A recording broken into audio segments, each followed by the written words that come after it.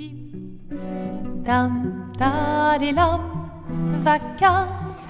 That's better. No, you should not fight Golgra this early. It's something only someone deeply unwell would try, mentally. So yeah, please send help, because I did it. Let me start with a context for why, and then I'll show you how. A disclaimer before I do, as this game is all about the story, all my guides are spoiler free, unless clearly stated otherwise. Given you clicked on this, I'll assume you know who Golgra is, which means you at least made it to the end of the gestural village and got Sayel, which would be around level 12 or 15. If you tried to research builds, you will quickly find that one of the best weapons for Mael is Medallum, mainly because it starts her in Virtuoso Stance, which gives her a 200% damage buff. The problem is, it's kinda missable. In the story mission at the village, you fight Sayel and you have to solo her, so you have to pick a character. If you pick Mael, you will get that weapon and it will be level 5 and will probably carry you pretty far in the game. I picked Lune because I really like her, which gives me this weapon, which is also pretty good for her, but I can get that from other places. Now the problem here is from Mael, there are no other places to get that weapon except from Golgra. You meet Golgra in the same zone and mission, and you can challenge her at any time, but she will wipe the floor with you. She hits hard and fast, and her HP is in the millions probably. So I thought it's clearly not meant for now, and I can try later. I played a bit more into the story, and I came across this weapon. Again, no spoilers here, I'll just show a spot on the map. This is the location, and it's called the Sinister Cave. And in here, there's not much to do, but fight a chromatic boss. And he drops that weapon. Now reading the effects, the first one here says that if I'm in defensive stance, I can get a shield every time I parry. I can parry. And it also says you lose all shields on your turn start, which is very important here. Okay, so that means I just need to be in defensive stance all the time. But that's not an option. Because the thing about Mael's mechanic is that if you're in a stance and you use an ability that puts you in the same stance, that doesn't keep you in it. You will actually go stanceless. But then if you look at her skills, you find this lovely gem called Mezzo Forte, which lets you reapply your current stance. Okay, so now I can get into defensive stance once and spam this to stay in. The weapon and this skill are technically everything you need. You can jack up your speed to get more turns, but it's unlikely that you would outmatch her. So I tried to push my HP as much as possible so I don't get one shot. This Picto helps a lot, with a bit of crit from luck so that I'm able to get higher damage hits. Remember, at this point, I don't have a way to do more than 10k damage per hit. And given that she will have many turns before I do, that means on my turn I can only reapply defensive stance. Now let me explain the flow. The hardest part is the start of her turn, because that's when you can get hit. Remember, you don't have shields when your turn starts. But as soon as you parry her first hit, you can afford to be hit by the next one, because that will just take the shield. And if you parry well, you will build enough shields to create a bigger buffer for mistakes. So essentially, all her turns are like one long turn, and it gets more forgiving as you parry. Remember the criteria on the weapon, shields drop on your turn start. So as long as I don't get a turn, I'm keeping my shields. Now if you get hit, then you parry and cover yourself with shields, you cannot afford to get hit ever again, because you cannot heal. And this is where the healing parry Lumina comes in. So the idea here is that my shield will protect me from mistakes if I miss an early parry, but then given I have no time to heal, I need my parries to heal me. Healing parry will heal you for 3% on each parry, so I can build my health back up under the shields. That's obviously assuming I'm maintaining good parry discipline to create more shields and heal back up.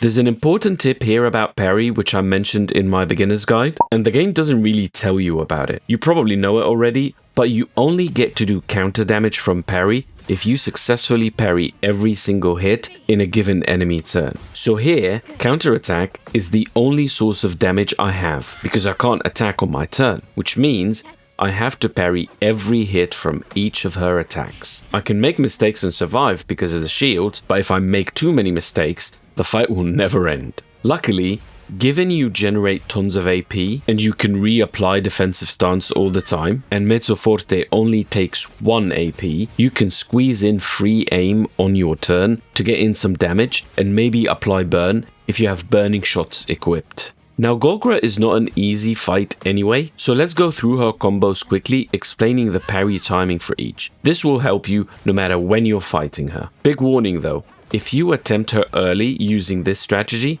there is a mistake you can make that will make you rage, break your screen or controller, or both. I made that mistake so that you don't. I'll explain it in a bit, but let's start with a fight breakdown. Golgra is essentially a wannabe Hwarang from Tekken. It's all kicks with her. She has 2 phases. In the first phase, she has 4 different attacks.